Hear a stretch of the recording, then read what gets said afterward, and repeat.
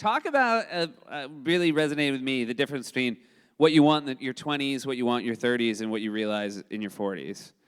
Yeah, I think in my 20s, I was really concerned about showing everybody how great I was. And in my 30s, I was convinced everybody did think I was great, and finally everybody had gotten the message. And then I hit 40, and I'm like, I don't even think I fucking like you. So it was, I think it's the same. People talk about midlife crises at 40, and it's obviously for a reason, because at 40 you start to realize you're not here forever. What are you going to do? What contributions are you making? And for me personally, I was looking out for myself for too long. I was in my lane. I was cashing my checks and taking this check, and I'm taking care of my family and my friends. I wasn't thinking about the community. I wasn't thinking about the world. I wasn't thinking about what am I going to do for other people instead of making myself happy, And I read a line in a book that was like, to so many people, with a subject related to the election, and the racism that we've all now been seeing, that we thought maybe some of us didn't think was going on.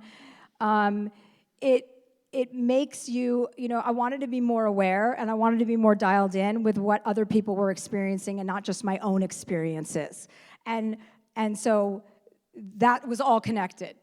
And one of the ways you did that, because you even mentioned it here, that after the trauma that happened in your family, you became somebody who fixed things, and you have sort of committed yourself to, and certainly during the midterms, and being more helpful in the political arena. Can you speak to that and the choices you made and how you went about doing it? Yeah, I just kind of dove head first. After the election, I couldn't work. I just couldn't do anything. I was like, I have to just take a year and figure out.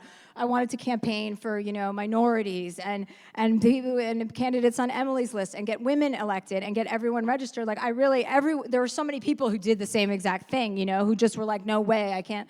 And to get on the ground doing that, I didn't really have an education, so I just threw myself into it and just started campaigning for people and meeting candidates, and you screw up a lot when you don't know what you're doing, which I did. I'd promote a candidate on Twitter, and she'd be like, the wrong Native American. It would be a different Native American. And then the news would be like, Chelsea Handler doesn't know the difference between two Native Americans. And then one of them got elected. So it all works out in the end. But I was really passionate about that, and I still am. I think we're in an emergency situation in this country. And I think if you're not doing something, then you're part of the problem and not part of the solution.